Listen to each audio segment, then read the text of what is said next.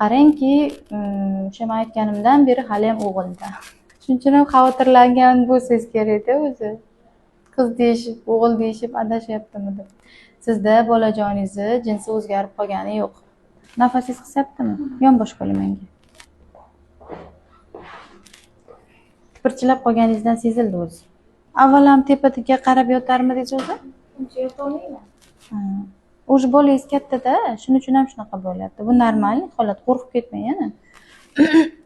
Bola qisib qo'yadi-da o'zini vesi bilan arteriya tomirlaringizni. Shunda ko'ngil aynish holatlari bo'ladi. Borib kelmoqchimisiz?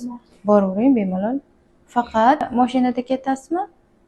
O'rtada bir to'xtab, iloji bo'lsa salgina oyoqlaringizni qimirlatib turishingiz kerak. Sababi nimaga? Uzoq yo'lga ketadigan bo'lsangiz, doim oyog'ingizni osiltirib tursangiz, birinchidan отек beradi, ikkinchidan qoningiz quyuqlashadi.